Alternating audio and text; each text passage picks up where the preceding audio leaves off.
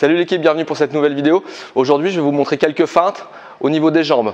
On m'a demandé dernièrement de faire un enchaînement qui commence par une jambe, donc c'est une vidéo que je ferai très bientôt, mais je crois pas qu'on en ait fait déjà sur les feintes. Donc feinte de jambes aujourd'hui avec Mike. Donc si tu ne me connais pas, moi c'est Flo, prof de boxe depuis plus de 20 ans au Saint-André Pied-Point. Si tu connais pas la chaîne, c'est le moment de la découvrir, de te balader sur les différentes vidéos. Si ça te plaît, tu lâches quelques commentaires, des pouces bleus. Tu t'abonnes et tu partages un maximum pour m'aider à faire connaître la chaîne. Donc tout de suite après le générique, avec Mike, on vous montre plusieurs feintes avec les jambes.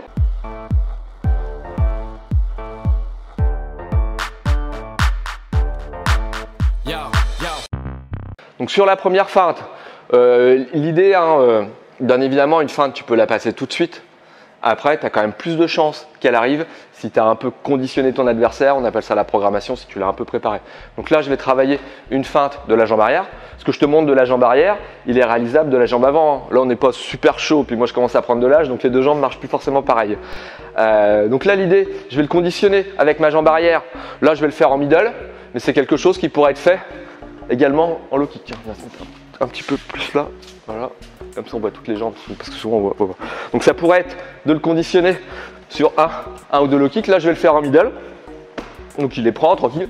On est en décontraction ou on est en combat. Je vais passer 2-3 enchaînements et systématiquement je fais un middle jambe arrière. Là la feinte ça va consister à lui faire croire que j'envoie un middle et au dernier moment à dévier pour aller le piquer au corps en front kick.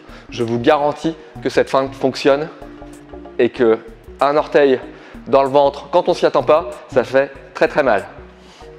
Donc là, voilà, je conditionne, à un moment donné, j'arme quand même, je lève la cuisse, je lui fais croire que, et au dernier moment, je me sers de mon genou, de ma rotule, pour, hop, vous voyez, je mettrai un ralenti, mais je pars bien en middle, et au dernier moment, je tourne. Je pars bien, faire croire en middle, ou lui faire croire.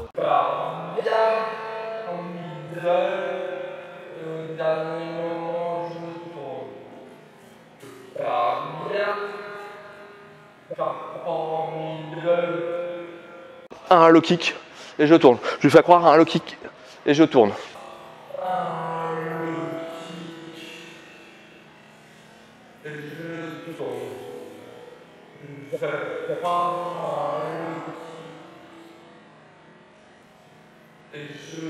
D'accord? Donc ça c'est quelque chose que vous pouvez également travailler au sac. Je vous garantis que c'est une feinte qui fonctionne très très bien. La deuxième feinte que je souhaite vous montrer, globalement c'est l'inverse.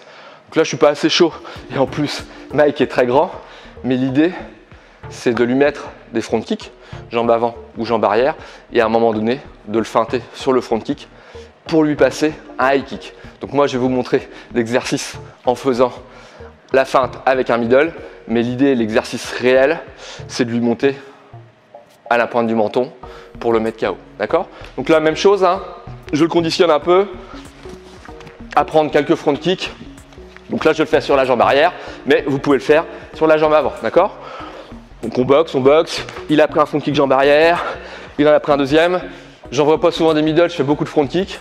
Là, donc là, cette fois-ci, pareil, je lui fais croire à un front kick, je pivote. Et je monte en high kick. Ah si, je monte quand même dans les gants.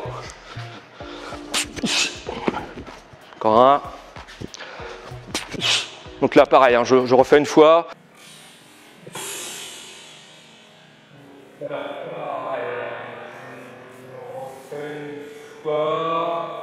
Je lui fais quelques front kicks. Hop, je le conditionne en bas. Et à un moment donné, hop. D'accord?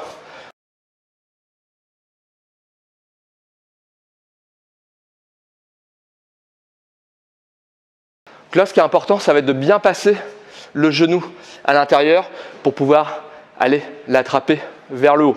C'est une façon également de faire un high kick quand on est proche. Donc là, lui, il est trop grand pour que je le passe correctement.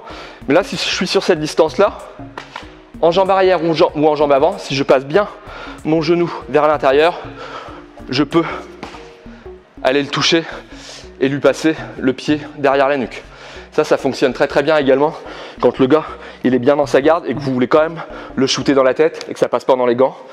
Passez bien votre genou à l'intérieur et votre pied, vous allez voir, il va arriver vers le cervelet, sur la nuque, et là aussi, c'est une zone de chaos. Voilà la deuxième feinte que je voulais vous montrer, donc c'est l'inverse de la première, avec ce qui est intéressant dans ce style, c'est vraiment la variation de hauteur. Ça rajoute une contrainte supplémentaire à votre adversaire. La troisième feinte que je souhaite vous montrer avec Mike aujourd'hui, alors je ne crois pas avoir fait de vidéo encore là-dessus par rapport au balayage, donc ça sera, dites-moi en commentaire si ça vous intéresse d'avoir une vidéo sur le balayage. C'est une technique qui est autorisée en boxe pied-point, en K1, en kick et en full contact. Donc là, je vais lui faire une feinte de balayage. Alors c'est quelque chose qui pourrait marcher aussi en feinte de low kick. Donc l'idée, je suis à distance, je lui fais une feinte de balayage de ma jambe arrière sur sa jambe avant. Normalement, hein, on balaye avec la voûte plantaire. Très souvent en combat, ça bourrine un peu sur les chevilles quand ça tente de balayer. Donc là, je vais lui faire croire à une intention de balayage sur sa jambe avant. Mais moi, je vais m'imaginer comme par exemple frappant dans un ballon ou frappant dans un ressort. L'idée, c'est de prendre de l'énergie pour la réutiliser, pour la remonter et là, aller le frapper au visage. Donc, je suis en décontraction. Pareil, hein, je peux le fixer un petit peu en haut avec mon jab pour lui faire monter. Je vais lui faire descendre la garde en même temps que le regard avec ce petit geste-là pour ensuite aller le shooter au visage. Encore une fois. Voilà, je le fixe un peu en haut, feinte de balayage et je monte. Encore une fois, je le fixe un petit peu en haut, feinte de balayage et je monte.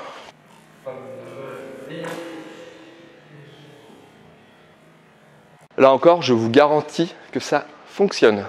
C'est effectivement des techniques qu'on voyait beaucoup plus en full contact parce qu'il n'y a pas de frappe dans les zones basses. Et là, je m'expose quand même à un contre en zone basse si je suis en kick, en muay ou en K1. Ceci étant, ça fonctionne. Voilà.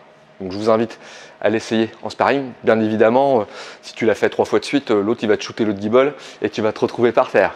Mais tu peux la passer sur un round de 2 minutes. On le voit encore assez fréquemment à la salle.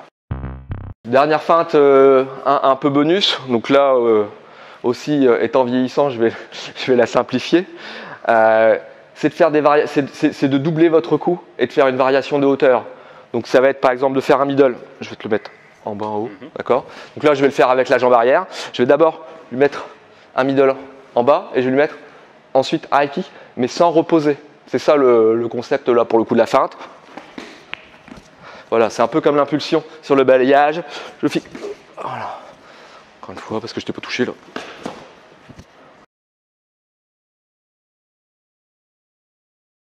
Une fois. Hein? Encore une fois. Quand j'étais jeune, derrière celui-là, je passais à revers. Mais là, je ne peux plus. Donc voilà ce que vous pouvez faire, variation d'auteur. Alors on peut la faire dans l'autre sens. Hein. Ça peut être, je lui mets un high kick en haut et je replie en bas. Moi, ce que j'aime bien faire, alors je vais le faire doucement. Quand j'ai mis un high kick jambe avant, le mec souvent a tendance à rentrer, tout de suite sans reposer, je le pique en front kick. Et ça aussi, c'est quelque chose qui fonctionne très très bien. Ce qu'on voit en BF ou en full contact, il peut y avoir des fois 3-4 coups. Hein. Sur le gars, il est bien en position sur le côté. Et il va varier les hauteurs, voire même, là, je vais le faire tout doucement et pas très haut parce que j'y arrive plus. Mais on peut rajouter des revers de pied et frapper avec le dessous du pied. Donc là, je vais lui faire le middle en bas, en haut et le revers. Pop, pop et pop. Encore une fois. Hop, hop et hop. Bon, l'équilibre, c'est plus trop ça. Mais voilà, vous comprenez l'idée. Même dans le même esprit, ce que je faisais beaucoup quand j'étais plus jeune, je faisais donc un round kick, hein, un circulaire au foie. Et après, je faisais une feinte là et je revenais en kaketo ou en revers. Ça passe systématiquement dans les gardes et ça vient shooter la pointe du menton. Il n'y a pas une énorme puissance sur ce type de feinte là. Par contre, ça me crée une opportunité, ça me crée une ouverture pour derrière aller le finir en point par exemple ou en genou. D'accord? Voilà quelques feintes que je souhaitais vous montrer. On n'est pas super chaud, donc, et puis comme je vous l'ai dit, hein, il est grand l'oiseau. Donc on y va tranquille, on ne va pas se blesser. Entraînez-vous, vous pouvez intégrer des éléments comme ça dans vos séances d'échauffement et surtout dans vos sparring légers avant d'essayer de les passer en plein contact ou en combat. Les amis, à très bientôt pour une nouvelle vidéo. Bon, c'est bon.